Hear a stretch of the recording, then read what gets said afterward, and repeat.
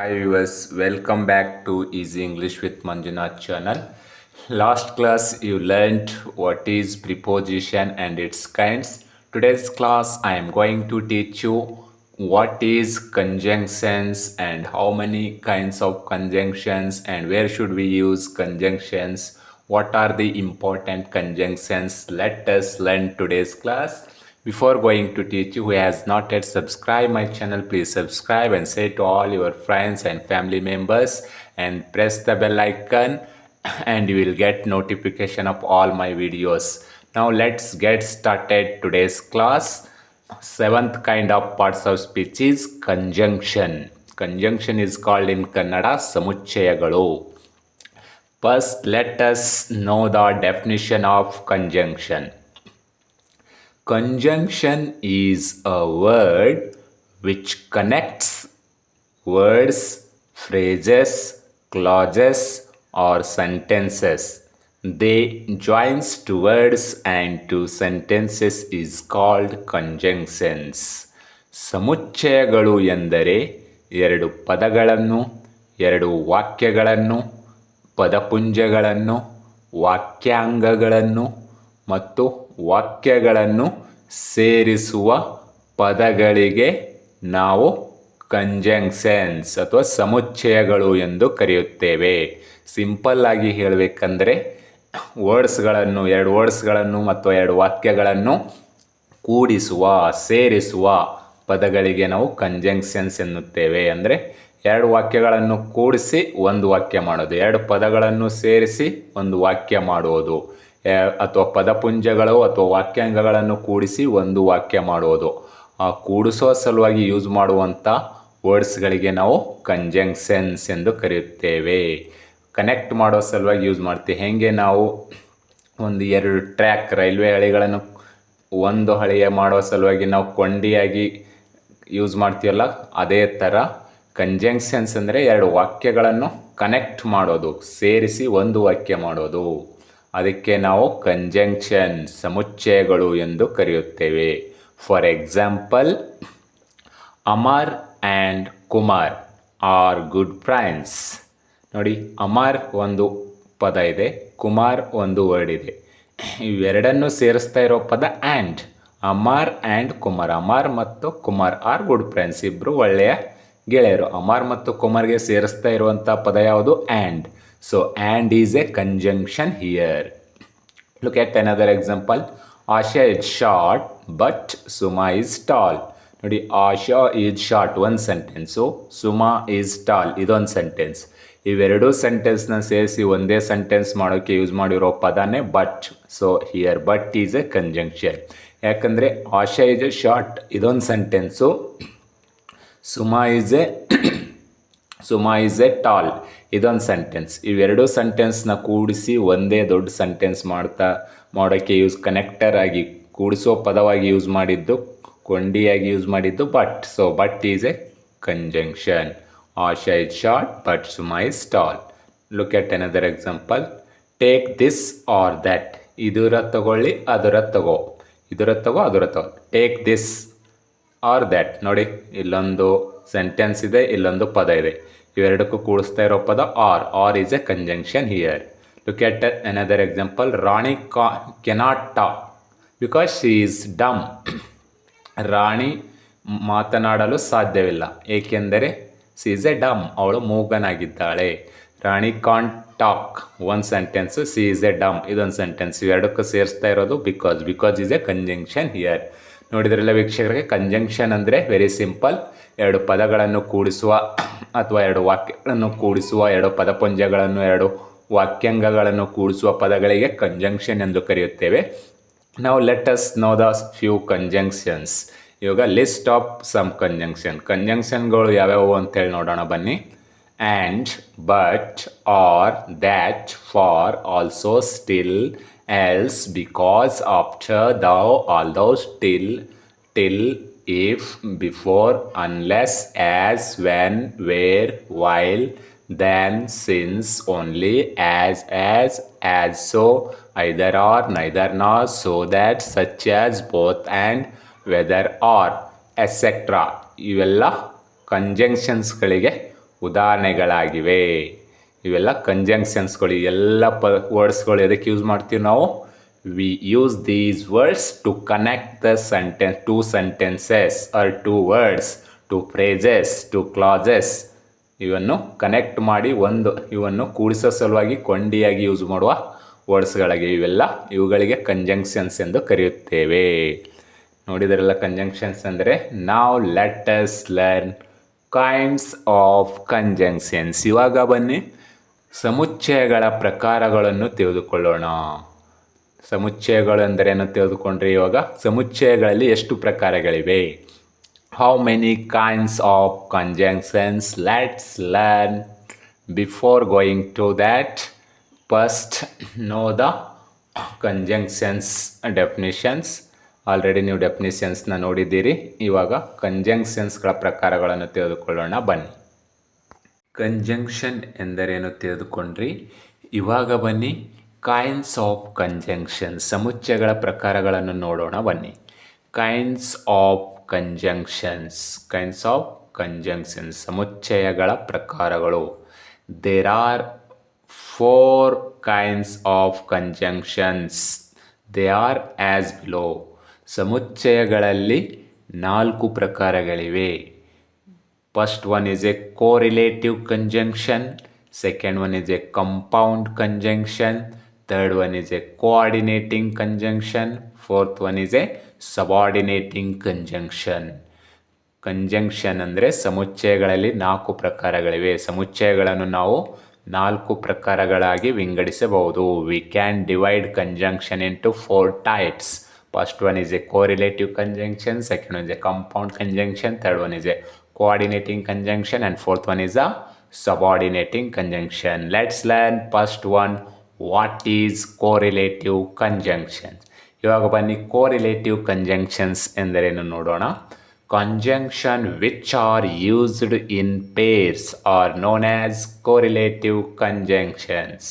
Correlative conjunctions ಎಂದರೆ ಜೋಡಿಯಾಗಿ ಉಪಯೋಗ ಮಾಡುವಂಥ ಸಮುಚ್ಚಯಗಳಿಗೆ, 2 ಜೋಡಿಯಾಗಿ ಉಪಯೋಗ ಮಾಡುವಂಥ ಸಮುಚ್ಚಯಗಳಿಗೆ ನಾವು ಕೋರಿಲೇಟಿವ್ ಕಂಜಂಕ್ಷನ್ಸ್ ಎಂದು ಕರೆಯುತ್ತೇವೆ. ಅಂದರೆ ಅವು 2 ಒಟ್ಟಿಗೆ ಬರುತ್ತವೆ. ಒಂದು ವಾಕ್ಯದಲ್ಲಿ 2 ಜೊತೆಗೆ ಬರುವಂಥ ಕಂಜಂಕ್ಷನ್ಗಳಿಗೆ, ಸಮುಚ್ಚಯಗಳಿಗೆ ಕೋರಿಲೇಟಿವ್ ಕಂಜಂಕ್ಷನ್ಸ್ ಎಂದು ಕರೆಯುತ್ತೇವೆ. For example, either or, neither nor, both and, whether or, no sooner then, ಇನ್ನು ಮುಂತಾದವುಗಳಿದ್ದಾವೆ.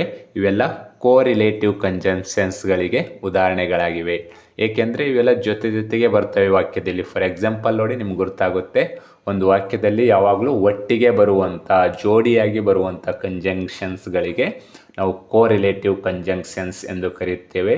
ಇವು ಒಂದು ವಾಕ್ಯದಲ್ಲಿ ಯಾವಾಗಲೂ ಇರ್ತವೆ, ಜೋಡಿಯಾಗಿ ಇರ್ತವೆ, ಪೇರಾಗಿ ಇರ್ತವೆ. For example, Mahesh is either poet or a author. Mahesh poet ಆದರೂ ಆಗಿರ್ತಾನ ಅಥವಾ ಆಥರ್ ಆದರೂ ಆಗಿರ್ತಾನೆ, ಲೇಖಕನಾದರೂ ಆಗಿರ್ತಾನೆ. ಅಂದರೆ ಇಲ್ಲಿ ಐದರ್ ಆರ್ ನೋಡಿ, ಒಂದು ವಾಕ್ಯದಲ್ಲಿ ಜೊತೆಗೆ ಜೋಡಿಯಾಗಿ ಬಂದಿದ್ದಾವೆ ಅಲ್ವಾ, ಅದಕ್ಕೋಸ್ಕರ either or is a correlative conjunction. ಇನ್ನೊಂದು ಎಕ್ಸಾಂಪಲ್ ನೋಡಿ, she can speak neither English nor Kannada. ನೋಡಿ, ನೈದರ್ ನಾರ್ ಇದು ಕೂಡ ಕೋರಿಲೇಟಿವ್ ಕಂಜಂಕ್ಷನ್ ಆಗಿದೆ. ಯಾಕೆ ಕೋರಿಲೇಟಿವ್ ಕಂಜಂಕ್ಷನ್ ಆಗಿದೆ ಅಂದರೆ ಇವೆರಡು ಜೊತೆಗೆ ಬಂದಿದ್ದಾವೆ. C can speak neither English nor Kannada. ಅವಳು ಇಂಗ್ಲೀಷು ಮಾತನಾಡುವುದಿಲ್ಲ, ಕನ್ನಡನೂ ಮಾತನಾಡುವುದಿಲ್ಲ. ನೈದರ್ ನಾರ್ ಇವೆರಡು ಜೊತೆಗೆ ಬಂದಿದ್ದಾವಲ್ವಾ ಜೋಡಿಯಾಗಿ. So neither nor is also correlative conjunction. ಇನ್ನೊಂದು ನೋಡಿ example, she is both beautiful and clever. ಅವಳು ಬೋತ್ ಎರಡೂ ಇದ್ದಾಳೆ. She is beautiful and clever. ನೋಡಿ, ಬೋತ್ ಆ್ಯಂಡ್ ಎರಡು ಒಂದು ವಾಕ್ಯದಲ್ಲಿ ಜೊತೆಗೆ ಬಂದಿದ್ದಾವಲ್ಲ, ಜೊತೆಗೆ ಜೋಡಿಯಾಗಿ. So both are correlative conjunction. ಅವಳು ಸುಂದರವಾಗಿಯೂ ಇದ್ದಾಳೆ ಮತ್ತು ಜಾಣೆ ಕೂಡ ಆಗಿದ್ದಾಳೆ. ಇನ್ನೊಂದು ನೋಡಿ, I don't know whether she will marry him or not. ನೋಡಿ, ವೆದರ್ ಆರ್ ಇವು ಕೂಡ ಯಾವಾಗಲೂ ಜೋಡಿಯಾಗಿ ಬರ್ತವೆ. ಸೊ ಇಲ್ಲಿ ನೋಡಿ, I don't know whether she will marry him or not. ಅವಳು ಅವನಿಗೆ ಮದುವೆ ಆಗ್ತಾಳೋ ಇಲ್ವೋ ಗೊತ್ತಿಲ್ಲ. ವೆದರ್ ಮತ್ತು ಆರ್ ಇವೆರಡು ಕೂಡ ಕೋರಿಲೇಟಿವ್ ಕಂಜಂಕ್ಷನ್ಸ್ಗಳಾಗಿವೆ. ನೋಡಿದ್ರಲ್ಲ ವೀಕ್ಷಕರೇ, ಕೋರಿಲೇಟಿವ್ ಕಂಜಂಕ್ಷನ್ಸ್ ಅಂದ್ರೆ ವೆರಿ ಸಿಂಪಲ್. ಅವು ಯಾವಾಗಲೂ ಒಂದು ವಾಕ್ಯದಲ್ಲಿ ಜೋಡಿಯಾಗಿ ಜೊತೆಗೆ ಬರ್ತವೆ ಅಂತ ಒಂದು ಕಂಜಂಕ್ಷನ್ಸ್ಗಳಿಗೆ ನಾವು ಕೋರಿಲೇಟಿವ್ ಕಂಜಂಕ್ಷನ್ಸ್ ಎಂದು ಕರೆಯುತ್ತೇವೆ. ಇಂಗ್ಲೀಷ್ನಲ್ಲಿ ಅನೇಕ ಕೋರಿಲೇಟಿವ್ ಕಂಜಂಕ್ಷನ್ಸ್ಗಳಿದ್ದಾವೆ. ಅದರಲ್ಲಿ ಎಕ್ಸಾಂಪಲ್ ಅಂದರೆ either or, neither nor, both and, whether or, no, sooner than, etcetera ಮುಂತಾದವುಗಳು. ನೋಡಿದ್ರಲ್ಲ ಕೋರಿಲೇಟಿವ್ ಕಂಜಂಕ್ಷನ್ಸ್ ಎಂದರೇನು ಅಂತೇಳಿ. ನಾವು come to the second type of conjunction is compound conjunctions. Compound conjunctions ಎಂದರೇನು ನೋಡೋಣ ಬನ್ನಿ. ಕೋರಿಲೇಟಿವ್ ಕಂಜಂಕ್ಷನ್ ಎಂದರೇನು ತಿಳಿದುಕೊಂಡ್ರಿ. ಇವಾಗ ಬನ್ನಿ, second kind of conjunction is compound conjunction, ಅಂದರೆ ಸಂಯುಕ್ತ ಸಮುಚ್ಚಯಗಳು ಎಂದು ಕರೆಯುತ್ತೇವೆ. Let us know the definition of compound conjunctions. A group of words which are used as conjunctions are known as compound conjunctions. ಸಂಯುಕ್ತ ಸಮುಚ್ಚಯಗಳು ಎಂದರೆ ಕೆಲವು ಪದಗಳ ಗುಂಪುಗಳು ಸೇರಿಕೊಂಡು ಕಂಜಂಕ್ಷನ್ ಆಗಿ ಉಪಯೋಗ ಮಾಡಿದರೆ ಅದಕ್ಕೆ ಕಂಪೌಂಡ್ ಕಂಜಂಕ್ಷನ್ಸ್ ಎಂದು ಕರೆಯುತ್ತೇವೆ. ಅಂದರೆ ಕೆಲವು ಪದಗಳ ಗ್ರೂಪ್ ಸೇರಿ ಅದು ಕಂಜಂಕ್ಷನ್ ಸಮುಚ್ಚಯಗಳಾಗಿದ್ದರೆ ಅದಕ್ಕೆ ನಾವು ಕಂಪೌಂಡ್ ಕಂಜಂಕ್ಷನ್ಸ್ ಎಂದು ಕರೆಯುತ್ತೇವೆ. ಫಾರ್ ಎಕ್ಸಾಂಪಲ್ ನೋಡಿ, ಇನ್ ಆರ್ಡರ್ ದ್ಯಾಟ್. ಇಲ್ಲಿ ನೋಡಿ, ಇನ್ನು, ಆರ್ಡರು, ದ್ಯಾಟ್ ಇದೆಲ್ಲ ಸೇರಿ ಒಂದು ಕಂಜಂಕ್ಷನ್ ಆಗಿದೆ. ಸೊ ಇದು ಗ್ರೂಪ್ ಆಫ್ ವರ್ಡ್ಸ್, ಪದಗಳ ಗುಂಪು ಸೇರಿ ಒಂದು ಕಂಜಂಕ್ಷನ್ ಆಗಿದೆಯಲ್ಲ, ಅದಕ್ಕೋಸ್ಕರ ಇದಕ್ಕೆ ನಾವು ಕಂಪೌಂಡ್ ಕಂಜಂಕ್ಷನ್ಸ್ ಎಂದು ಕರೆಯುತ್ತೇವೆ. ಇನ್ ಆರ್ಡರ್ ದ್ಯಾಟ್, ಅದೇ ಥರ ಈವನ್ ಇಫ್, ಈವನ್ ಮತ್ತು ಇಫ್ ಸೇರಿ ಒಂದು ಕಂಜಂಕ್ಷನ್ ಆಗಿದೆಯಲ್ಲ, so it is a compound conjunction. ಅದೇ ಥರ ಸೋ ದ್ಯಾಟ್, ಸೋ ಮತ್ತು ದ್ಯಾಟ್ ಸೇರಿ ಒಂದು ಕಂಜಂಕ್ಷನ್ ಆಗಿದೆಯಲ್ಲ, so it is a compound conjunction. ಅದೇ ಥರ ಆ್ಯಸ್ ದೌ, ಅದೇ ಥರ as well as soon as if, provided that, ಇವೆಲ್ಲ ಕಂಪೌಂಡ್ ಕಂಜಂಕ್ಷನ್ಸ್ಗಳಿಗೆ ಉದಾಹರಣೆಗಳಾಗಿವೆ. ಕಂಪೌಂಡ್ ಕಂಜಂಕ್ಷನ್ಸ್ ಅಂದರೆ ವೆರಿ ಸಿಂಪಲ್. ಕೆಲವು ಪದಗಳು, ಕೆಲವು ವರ್ಡ್ಸ್ಗಳು ಸೇರಿ ಕಂಜಂಕ್ಷನ್ ಆಗಿದ್ದರೆ ಅಂಥ ಪದಗಳ ಗುಂಪಿಗೆ ಕಂಪೌಂಡ್ ಕಂಜಂಕ್ಷನ್ಸ್, ಸಂಯುಕ್ತ ಸಮುಚ್ಚಯಗಳು ಎಂದು ಕರೆಯುತ್ತೇವೆ. ಇಲ್ಲಿ ನೋಡಿದ್ರಲ್ಲಿ ಮೇಲಿನ ಎಕ್ಸಾಂಪಲ್ಸ್ ಎಲ್ಲ ಕೆಲವು ಪದಗಳು ಗುಂಪು, ವರ್ಡ್ಸ್ಗಳ ಗ್ರೂಪ್ ಸೇರಿ ಕಂಜಂಕ್ಷನ್ ಆಗಿವೆ. ಎಕ್ಸಾಂಪಲ್ ನೋಡಿದ್ರಲ್ಲ, in order that, even if, so that, as though, as well as soon as if, provided that, ಇವೆಲ್ಲ ಕಂಪೌಂಡ್ ಕಂಜಂಕ್ಷನ್ಸ್ಗಳಿಗೆ ಉದಾಹರಣೆಗಳಾಗಿವೆ. Look at the examples in sentence, you can understand very well. ಉದಾಹರಣೆ ಮುಖಾಂತರ ತಿಳಿದುಕೊಳ್ಳಿ compound ಕಂಜಂಕ್ಷನ್ಸ್ನ ಯಾವ ರೀತಿಯಾಗಿ ಸೆಂಟೆನ್ಸಲ್ಲಿ ನಾವು ಉಪಯೋಗಿಸಬಹುದೆಂದು. First example, I can lend you money on condition that you return it in a month. I can lend you money, ನಾನು ನಿನಗೆ ಹಣವನ್ನು ಸಾಲ ನೀಡುತ್ತೇನೆ. On condition that you return it in a month, ಒಂದು ತಿಂಗಳೊಳಗೆ ನೀನು ರಿಟರ್ನ್ ಮಾಡಬೇಕು.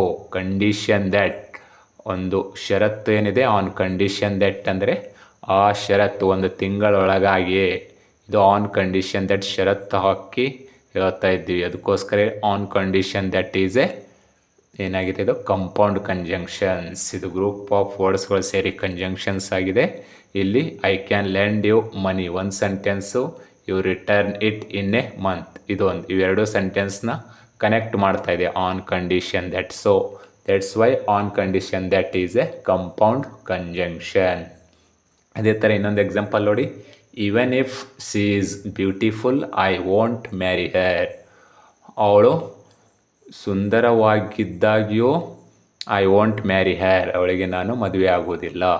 Even if is a compound conjunction. ಅದೇ ಥರ ನೋಡಿ, he saved money so that he might use it in future. He saved money ಒಂದು sentence, he might use it in future ಒಂದು sentence. ಇವೆರಡಕ್ಕೆ ಸೇರಿಸ್ತಾ ಇರುವಂಥ ಒಂದು conjunction so that is a compound conjunction. He saved money, he might use it in future ಒಂದು, ಇವೆರಡು ಸೆಂಟೆನ್ಸ್ನ ಕೂಡಿಸ್ತಾ ಇದೆ so that is a compound conjunction. He saved ಮನಿ, ಅವನು ಹಣವನ್ನು ಉಳಿಸಿದ, ಅದಕ್ಕಾಗಿ ಹಿ might use it in future, ಅವನು ಭವಿಷ್ಯಕ್ಕೋಸ್ಕರ, ಅವನು ಭವಿಷ್ಯದಲ್ಲಿ ಯೂಸ್ ಆಗುತ್ತೆ ಅಂಥೇಳಿ ಹಣವನ್ನು ಹಣವನ್ನು ಉಳಿತಾಯ ಮಾಡಿದ. ಸೊ ದ್ಯಾಟ್ ಇದು ಕೂಡ ಕಂಪೌಂಡ್ ಕಂಜಂಕ್ಷನ್. ಇನ್ನೊಂದು ಎಕ್ಸಾಂಪಲ್ ನೋಡಿ, Ramya appears as though she was a film star.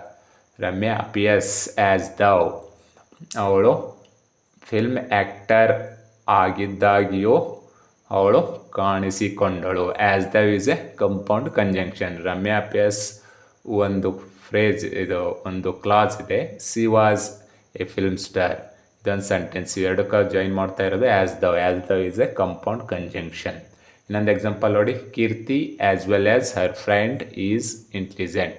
ಕೀರ್ತಿ ಮತ್ತು ಅವಳ ಫ್ರೆಂಡು ತುಂಬ ಇಂಟೆಲಿಜೆಂಟ್ ಆಗಿದ್ದಾರೆ. ಇಲ್ಲಿ as well as is a compound conjunction.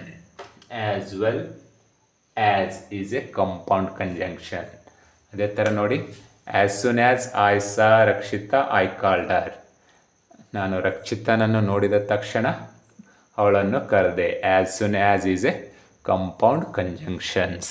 ನೋಡಿದ್ರಲ್ಲ ವೀಕ್ಷಕರೇ, ಕಂಪೌಂಡ್ ಕಂಜಂಕ್ಷನ್ಸ್ ಅಂದರೆ ಕೆಲವು ಗುಂಪುಗಳು ಸೇರಿ ಕಂಜಂಕ್ಷನ್ಸ್ ಆಗೋದಕ್ಕೆ, ನಾವು ಕೆಲವು ವರ್ಡ್ಸ್ಗಳು ಸೇರಿ ಕಂಜಂಕ್ಷನ್ಸ್ ಆಗೋದಕ್ಕೆ ಕಂಪೌಂಡ್ ಕಂಜಂಕ್ಷನ್ಸ್ ಅಂತ ಕರಿತೇವೆ.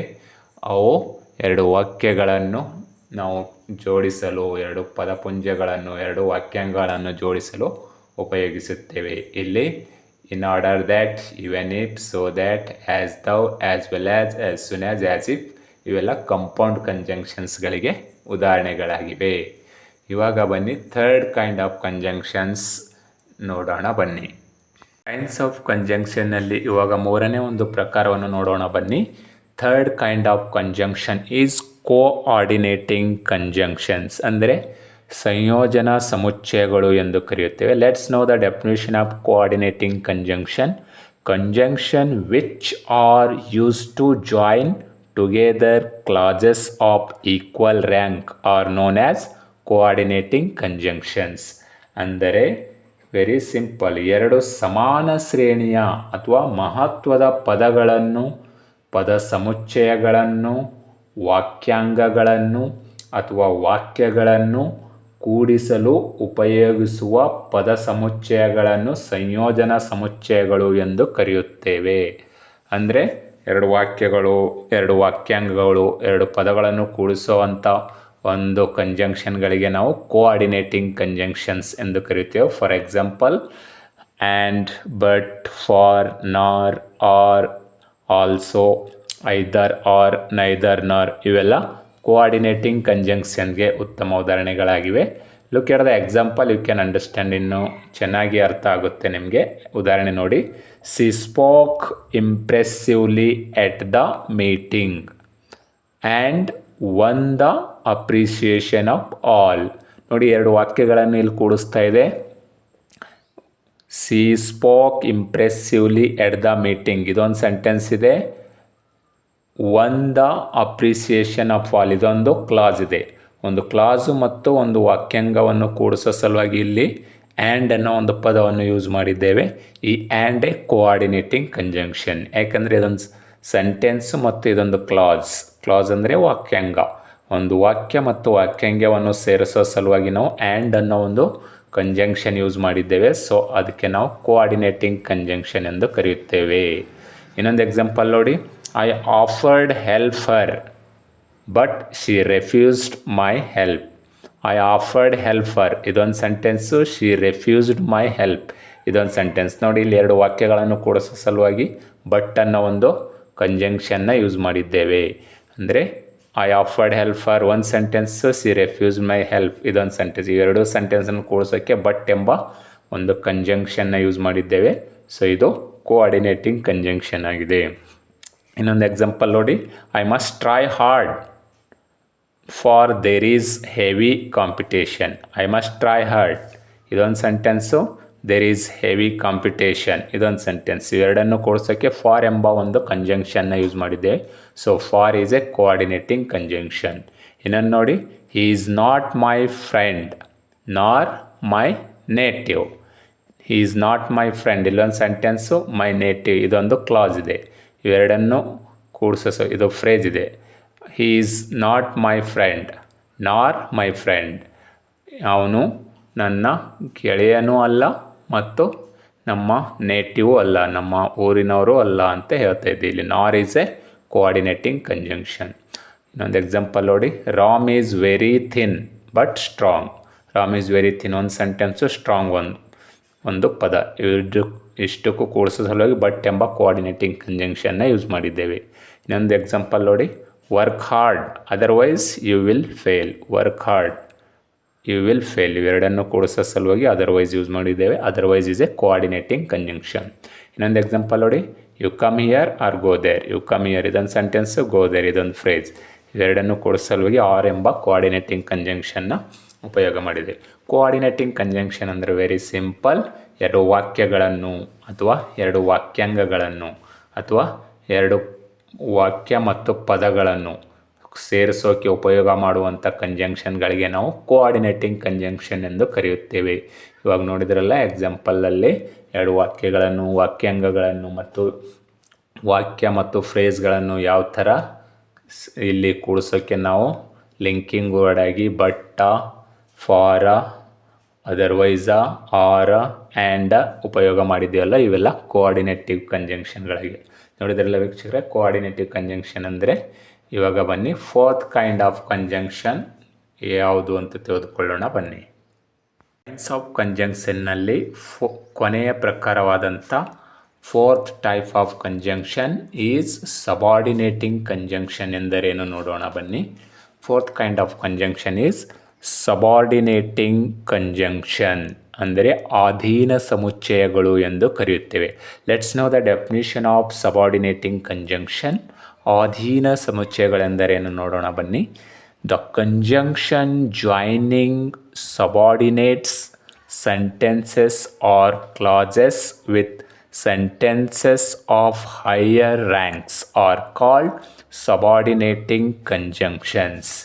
ಅಂದರೆ ಒಂದು ವಾಕ್ಯದಲ್ಲಿಯೂ ಒಂದು ಮುಖ್ಯ ಭಾಗವನ್ನು ಉಳಿದ ಭಾಗಗಳೊಡನೆ ಕೂಡಿಸುವ ಪದಗಳಿಗೆ ಅಧೀನ ಸಮುಚ್ಚಯಗಳೆಂದು ಕರೆಯುತ್ತೇವೆ. ಅಂದರೆ ಒಂದು ವಾಕ್ಯದಲ್ಲಿ ಮೇನ್ ಪಾರ್ಟ್ ಇರುತ್ತೆ ಅಲ್ಲ ಸೆಂಟೆನ್ಸ್ದು, ಆ ಪಾರ್ಟನ್ನು ಉಳಿದ ಪಾರ್ಟ್ಗಳನ್ನು ಸೇರಿಸಲು ಬಳಸುವ ಪದಗಳಿಗೆ ನಾವು ಸಬಾರ್ಡಿನೇಟಿಂಗ್ ಕಂಜಂಕ್ಷನ್ ಅಂದರೆ ಅಧೀನ ಸಮುಚ್ಚಯಗಳು ಎಂದು ಕರೆಯುತ್ತೇವೆ. ಫಾರ್ ಎಕ್ಸಾಂಪಲ್ ನೋಡಿ, ಸಬಾರ್ಡಿನೇಟಿಂಗ್ ಕಂಜಂಕ್ಷನ್ ಅಂದರೆ ಅಧೀನ ಸಮುಚ್ಚಯಗಳಿಗೆ ಉದಾಹರಣೆಗಳು ಹೇಳಬೇಕಂದ್ರೆ after, because, although, when, where, which, while, before, unless, though, then, that, if, as, etcetera. ಇವೆಲ್ಲ ಸಬಾರ್ಡಿನೇಟಿಂಗ್ ಕಂಜಂಕ್ಷನ್ಗಳಿಗೆ ಉದಾಹರಣೆಗಳಾಗಿದ್ದಾವೆ. Look at the examples in sentence. ವಾಕ್ಯದಲ್ಲಿ ಎಕ್ಸಾಂಪಲ್ಸ್ ನೋಡಿ. He came after I had finished my work. ನೋಡಿ ಇಲ್ಲಿ ಮುಖ್ಯವಾದ sentence ಯಾವುದಿದೆ, I had finished my work. ಇನ್ನು ಉಳಿದ ಭಾಗ ಯಾವುದು, ಹೀ ಕೇಮ್. ಇದಕ್ಕೆ ಜಾಯಿನ್ ಮಾಡ್ತಾ ಇರುವಂಥ ವರ್ಡ್ ಯಾವುದು, after. So after is a subordinating conjunction. ಯಾಕೆ ಸಬಾರ್ಡಿನೇಟಿಂಗ್ ಕಂಜಂಕ್ಷನ್ ಆಯಿತು ಆಫ್ಟರ್ ಅಂದರೆ, ಇಲ್ಲಿ ಒಂದು ವಾಕ್ಯದ ಮುಖ್ಯ ಭಾಗವನ್ನು ಉಳಿದ ಪಾರ್ಟ್ಗಳಿಗೆ ಸೇರಿಸೋ ಸಲುವಾಗಿ ಆಫ್ಟರ್ ಯೂಸ್ ಮಾಡಿದ್ದೇವೆ. I had finished my work ಇದು ಒಂದು ಮೇನ್ ಪಾರ್ಟ್. ಹೀ ಕೇಮ್ ಇಲ್ಲೊಂದು ಏನಿದೆ ಫ್ರೇಸ್ ಇದೆ, ಒಂದು ಕ್ಲಾಸ್ ಇದೆ. ಇದು ಎರಡಕ್ಕೂ ಸೇರಿಸ್ತಾ ಇರೋದು after. So after is a subordinating conjunction.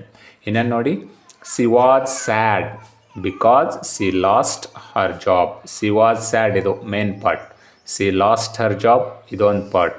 ಇವೆರಡಕ್ಕೂ ಸೇರಿಸೋ ಸಲುವಾಗಿ, ಉಳಿದ ಭಾಗಗಳಿಗೆ ಸೇರಿಸೋಕೆ ಸಲುವಾಗಿ ಬಿಕಾಸ್ ಯೂಸ್ ಮಾಡಿದ್ದೇವೆ. So because is a subordinating conjunction. ಇನ್ನೊಂದು ಎಕ್ಸಾಂಪಲ್ ನೋಡಿ, if she helps me I will be happy. If she helps me ಇದೊಂದು ಮೇನ್ ಪಾರ್ಟ್. ಉಳಿದ ಭಾಗ ಐ ವಿಲ್ ಬಿ ಹ್ಯಾಪಿ ಇದೊಂದು ಭಾಗ. ಇವೆರಡಕ್ಕೂ ಸೇರಿಸೋ ಸಲುವಾಗಿ ಇಫ್ ಯೂಸ್ ಮಾಡಿದೆ. If is a subordinating conjunction. ಇನ್ನೊಂದು ಎಕ್ಸಾಂಪಲ್ ನೋಡಿ, although you are rich you can't do everything. Although you are rich, ನೀನು ರಿಚ್ ಆದಾಗ್ಯೂ ಯು ಕಾಂಟ್ ಡೂ ಎವ್ರಿಥಿಂಗ್, ಎಲ್ಲನೂ ಮಾಡೋಕ್ಕೆ ಸಾಧ್ಯವಿಲ್ಲ. Although is a subordinating conjunction. ಇನ್ನೊಂದು ಎಕ್ಸಾಂಪಲ್ ನೋಡಿ, I waited till Mahesh came. ಇಲ್ಲಿ ಟಿಲ್ಲು ಸಬಾರ್ಡಿನೇಟಿಂಗ್ ಕಂಜಂಕ್ಷನ್ ಆಗಿದೆ. ಐ ವೇಟೆಡ್ ಒಂದು part, main part. Mahesh came ಇದೊಂದು ಭಾಗ, ಉಳಿದ ಭಾಗ ಒಂದು ವಾಕ್ಯದ. So till is a subordinating conjunction. ಇನ್ನೊಂದು ಎಕ್ಸಾಂಪಲ್ ನೋಡಿ, we believe that Ramesh is a genius. We believe ಇದೊಂದು main part, Ramesh is genius ಇದೊಂದು ಪಾರ್ಟ್. ಸೇರಿಸೋ ಸಲುವಾಗಿ ದಟ್ ಯೂಸ್ ಮಾಡಿದೆ. That is a subordinating conjunction. The plane had been hijacked. Plane ವಿಮಾನವನ್ನು ಅಪಹರಣ ಮಾಡಲಾಗಿತ್ತು. Before it arrived at Kalaburagi airport. ಅಂದರೆ Kalaburagi airport ಬರೋದಕ್ಕಿಂತ ಮುಂಚೆನೇ ಹೈಜಾಕ್ಟ್ ಮಾಡಲಾಗಿತ್ತು. Before is a subordinating conjunction. ನೋಡಿದ್ರಲ್ಲ ವೀಕ್ಷಕರೇ, ಕಂಜಂಕ್ಷನ್ ಎಂದರೇನು ಮತ್ತು ಅದನ್ನು ಹೇಗೆ ಯೂಸ್ ಮಾಡಬೇಕು ವಾಕ್ಯದಲ್ಲಿ ಅಂತೇಳಿ ಕಲ್ತಿದ್ರಿ. ಇಂದಿನ ಕ್ಲಾಸ್ ಇಷ್ಟ ಆದರೆ ಪ್ಲೀಸ್ ಶೇರ್ ಮಾಡಿ, ಸಬ್ಸ್ಕ್ರೈಬ್ ಮಾಡಿ ಅಂತ ಹೇಳ್ತಾ thanks for watching today's class. Hi viewers, welcome back to Easy English with Manjunath channel. Last class you learnt about conjunctions, its kinds. Today's class I am going to teach you final parts of speech, interjections. Let us know the definition of interjections. Interjections are words that are used to express our strong feelings. They may be expressed in the form of words or just sounds. Expressed in the form of words or just sounds, they are used to express surprise, happiness, sorrow, anger, regret, etc. It followed by exclamation marks writing. ಇಂಟರ್ಜೆಕ್ಷನ್ಸ್ ಎಂದರೆ ಭಾವಸೂಚಕಗಳು ಎಂದು ಕರೆಯುತ್ತೇವೆ. ಅಂದರೆ ಭಾವಸೂಚಕಗಳು ನಮ್ಮ ಬಲಿಷ್ಠ ಭಾವನೆಗಳನ್ನು ವ್ಯಕ್ತಪಡಿಸಲು ಉಪಯೋಗಿಸಲ್ಪಡುವ ಪದಗಳಾಗಿವೆ. ಅವುಗಳನ್ನು ಪದಗಳ ಅಥವಾ ಧ್ವನಿಗಳ ರೂಪದಲ್ಲಿ ವ್ಯಕ್ತಪಡಿಸಬಹುದಾಗಿದೆ. ಭಾವಸೂಚಕಗಳು ಆಶ್ಚರ್ಯ, ಸಂತೋಷ, ದುಃಖ, ಸಿಟ್ಟು, ದ್ವೇಷ, ಪಶ್ಚಾತ್ತಾಪ, ಭಯ ಮುಂತಾದ ಭಾವನೆಗಳನ್ನು ವ್ಯಕ್ತಪಡಿಸಲು ಉಪಯೋಗಿಸುತ್ತೇವೆ. ಇಂಟರ್ಜೆಕ್ಷನ್ಸ್ ಎಂದರೆ ಭಾವಸೂಚಕಗಳು. ಅಂದರೆ ನಮ್ಮಲ್ಲಿ ಬರುವಂಥ ಸಡನ್, ತಕ್ಷಣ ಒಮ್ಮಿಂದೊಮ್ಮೆಲೆ ಉಂಟಾಗುವ ಭಾವನೆಗಳಾದ ದುಃಖ, ಸಂತೋಷ, ಆಶ್ಚರ್ಯ, ಭಯ, ಪಶ್ಚಾತ್ತಾಪ ಇವುಗಳನ್ನು ವ್ಯಕ್ತಪಡಿಸಲು ಉಪಯೋಗಿಸುವ ಪದಗಳಿಗೆ ನಾವು ಇಂಟರ್ಜೆಕ್ಷನ್ಸ್ ಎಂದು ಕರೆಯುತ್ತೇವೆ. Look at the example, you can understand very well. ಉದಾಹರಣೆ ನೋಡಿ ನಿಮಗೆ ಅರ್ಥ ಆಗುತ್ತೆ. Alas, she is no more. ಅಯ್ಯೋ, ಅವಳು ಇನ್ನಿಲ್ಲ. ಅಂದರೆ ಇಲ್ಲಿ ಸ್ಯಾಡ್ನೆಸ್ ಅಂದರೆ ದುಃಖವನ್ನು ವ್ಯಕ್ತಪಡಿಸ್ತಾ ಇದ್ದೀವಿ. Alas, she is no more ಅಂದರೆ ದುಃಖವನ್ನು ವ್ಯಕ್ತಪಡಿಸಲು alas, she is no more ಅಂದರೆ ಇಲ್ಲಿ ಎಕ್ಸ್ಕ್ಲಮೇಟರಿ ಮಾರ್ಕನ್ನು ಯೂಸ್ ಮಾಡಿದ್ದೇವೆ. ಸೊ ಇದು ಒಮ್ಮಿಂದೊಮ್ಮೆಲೆ ಉಂಟಾಗುವ ದುಃಖವನ್ನು ವ್ಯಕ್ತಪಡಿಸ್ತಾ ಇದೆ. So it is a interjection. ಇನ್ನೊಂದು ನೋಡಿ, brave, your achievement is very great. ಓ, ನಿಮ್ಮ ಸಾಧನೆ ಶ್ರೇಷ್ಠವಾದದ್ದು. ಅಂದರೆ ಆಶ್ಚರ್ಯವನ್ನು ವ್ಯಕ್ತಪಡಿಸ್ತಾ ಇದ್ದೀವಿ, ಸಡನ್ನಾಗಿ ಆದಂಥ ಒಂದು achievement. Look, you don't disturb here. ಇಲ್ಲಿ ಆ್ಯಂಗರ್ನ ವ್ಯಕ್ತಪಡಿಸ್ತಾ ಇದ್ದೀವಿ. ಅದೇ ಥರ hurrah, we won the game. ಇಲ್ಲಿ ಹ್ಯಾಪಿನೆಸ್ಸನ್ನು ವ್ಯಕ್ತಪಡಿಸ್ತಾ ಇದ್ದೀವಿ. ಹಾ, ವಾಟ್ ಆ ಬ್ಯೂಟಿಫುಲ್ ಟೆಂಪಲ್. ಓ, ಎಷ್ಟು ಅದ್ಭುತವಾದ ಟೆಂಪಲ್. ಇಲ್ಲಿ ಆಶ್ಚರ್ಯವನ್ನು ವ್ಯಕ್ತಪಡಿಸ್ತಾ ಇದ್ದೀವಿ. ಹುಗ್, ವಾಟ್ ಡರ್ಟಿ ಸ್ಮೆಲ್. ಇಲ್ಲಿ ಒಂಥರ ಕೋಪ, ಪಶ್ಚಾತ್ತಾಪವನ್ನು ವ್ಯಕ್ತಪಡಿಸ್ತಾ ಇದ್ದೀವಿ. ಅಯ್ಯೋ, ಸಮಥಿಂಗ್ ಹ್ಯಾಸ್ ಬೀಟನ್ ಮೀ.